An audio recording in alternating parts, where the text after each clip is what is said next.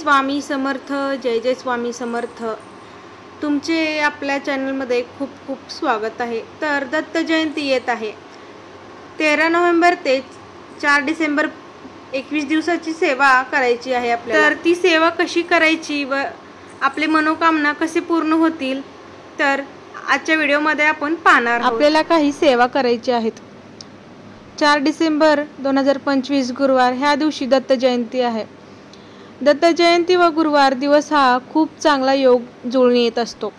दत्त जयंतीपर्यंत कोणतीही सेवा आणि आपण करायची ते आपण पाहणार आहोत। आपण कोणते सुद्धा सेवा करणार असाल तर त्याचे अगोदर आपण ठरवले पाहिजे की आपण ही सेवा कोणत्या कारणासाठी करणार आहोत ते अगोदर निश्चित केले पाहिजे। आपल्याला माहित असेलच स्वामी सेवा ही सर्वात प्रभावी सेवा आहे। आपल्या जीवनात येणाऱ्या अडचणी प्रश्न येत असतील तर स्वामी सेवा केल्याने सर्व अडचणी दूर होतात किंवा आपल्या कोणत्या मनोकामना असतील तर त्या सुद्धा पूर्ण होतात। आपण स्वामी सेवा सुरू केली की आपल्याला लवकरच चांगली प्रचिती येते। आपण कोणती सुद्धा सेवा सुरू करण्याच्या अगोदर संकल्प करतो आणि केलाही पाहिजे।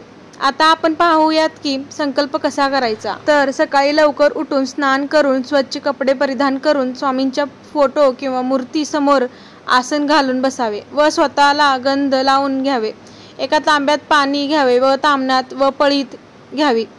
मग हातात पळीने पाणी घेऊन आपल्या मनातील मनोकामना मनातल्या मनात बोलून म्हणजे स्वामींना सांगून आपण ही सेवा मनोकामना पूर्ण होण्यासाठी किती दिवस करीत आहोत हे सांगायचे आहे। आता 4 डिसेंबर 2025 गुरुवार ह्या दिवशी दत्त जयंती आहे।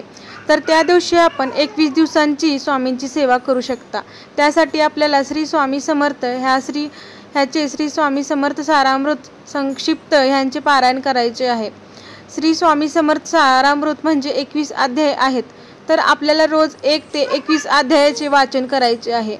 ही सेवा 21 दिवसाची आहे। आपल्याला 13 नोव्हेंबर ते 4 डिसेंबर पर्यंत करायची आहे आणि त्यासोबतच 11 माळी जप श्री स्वामी समर्थ या मंत्राचे आणि 11 वेळेस तारक मंत्र ही म्हणायचे आहे। आपल्याला श्री स्वामी समर्थांची सेवा करायची असेल तर सोपे काही नियम पाळायचे आहेत। तर आपण ही सेवा सकाळी किंवा दिवसभरामध्ये कधीही सुद्धा करू शकता। आपण शक्यतो रोज नियमित त्याचे वेळेला सेवा करावी। जर सकाळी स्नान झाल्यावर करणार असाल तर रोज सकाळीच करा किंवा संध्याकाळी दिवे लागण्याच्या वेळी करणार असाल तर संध्याकाळी करा। रोज वेळेत बदल करू नका। तर मग सेवा करताना स्वामींचा फोटो किंवा मूर्ती समोर बसून दिवा व अगरबत्ती लावून आसन घालून बसावे। आपले आसन कोणाला सुद्धा वापरायला देऊ नये। सेवा सुरू केली की मांसाहार करू नये। आपण आपल्या घरातील व्यक्तींना पाहिजे असेल तर बनवून द्यावा पण स्वतः सेवन करू नये। आपली सेवा पूर्ण करून मगच बनवावा। सेवा करताना मासिक पाळी आली तर 4 दिवस सेवा करू नये। जर घरातील व्यक्ती वाचन करू शकत असेल तर त्यांना वाचन करू द्यावे म्हणजेच आपल्याला सेवेमध्ये खंड पडणार नाही। जर सूतक असेल तर तेवढे दिवस सेवा करू नये। आपण जर बाहेरगावी जाणार असाल तर आपण बाहेर सुद्धा वाचन करू शकता। जर आपली मासिक पाळी ह्या 21 दिवसामध्ये येणार असेल तर आपण ही सेवा 13 तारखेच्या आत करू शकता किंवा दत्त जयंती झाल्यावर सुद्धा पूर्ण करू शकता। तर सेवा करताना शुद्ध विचार ठेवावे। कोणाची सुद्धा निंदा करू नये। घरातील वातावरण आनंदी ठेवावे त्यामुळे घरात सकारात्मकता येते।